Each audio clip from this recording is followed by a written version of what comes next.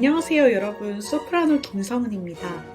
여러분, 혹시 바로크 음악 하면 떠오르는 이미지 있으신가요?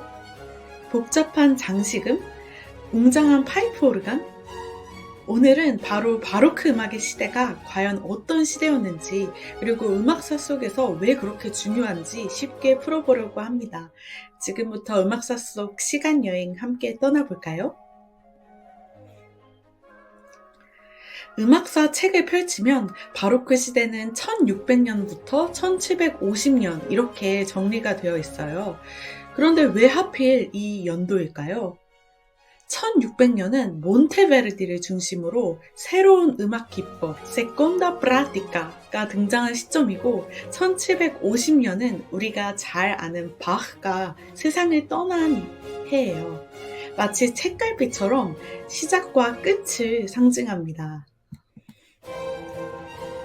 누군가는 이렇게 질문할 수도 있어요.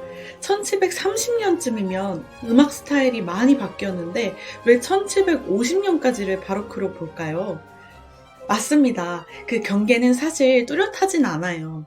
하지만 핸델, 텔레만처럼 그 이후에도 바로크적인 작곡을 계속 이어나갔던 사람들이 있었기 때문에 이 시기는 조금 더 유연하게 생각하는 게 좋아요. 혹시 바로크 말고 이 시대를 부르는 또 다른 말이 있는데 들어보셨나요? 독일어로는 General Zeitalter라고 부릅니다.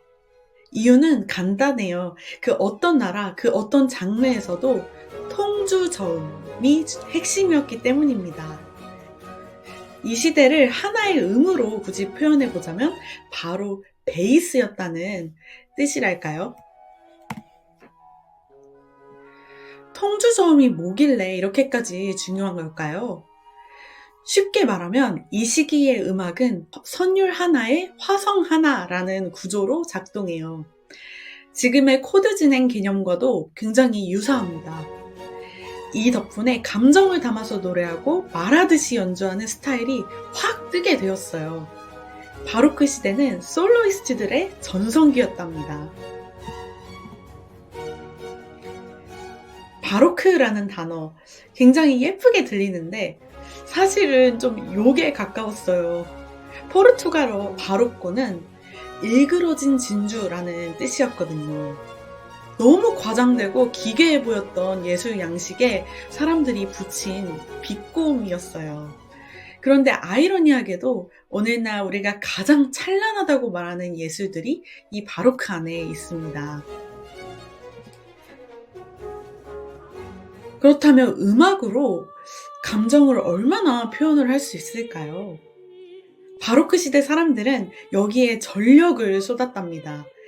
사랑, 분노, 슬픔, 경외, 이러한 감정들을 표현하기 위해서 아주 극적인 화성, 그리고 갑작스러운 강약, 심지어 침묵까지 사용했어요.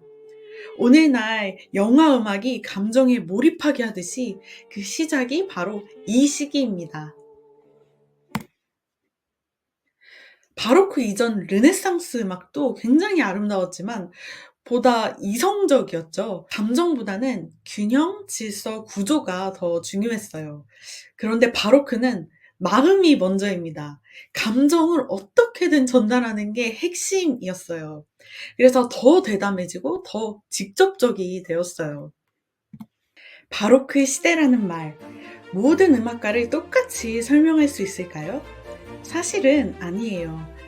음악 양식이 너무 다양하거든요. 하지만 통주 저음, 감정 표현, 극적 구성 등 공통된 특징은 분명히 존재해요. 그래서 완벽하진 않아도 바로크라는 이름은 여전히 유효합니다.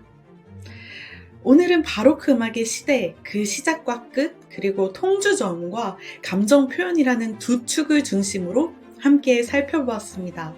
처음에는 복잡해 보였던 바로크 시대도 알고 나니 훨씬 더 생생하게 느껴지지 않나요? 다음 강의에서는 바로크 음악은 어떻게 보급되었을까? 필사부터 인쇄까지, 그리고 음악이 어떤 과정을 거쳐서 세상에 퍼져나갔는지를 흥미진진하게 풀어드릴게요. 오늘 강의가 도움이 되셨다면 구독과 좋아요, 그리고 알림 설정도 부탁드립니다. 여러분의 응원이 저에게 큰 힘이 됩니다. 그럼 다음 강의에서 또 만나요. 감사합니다.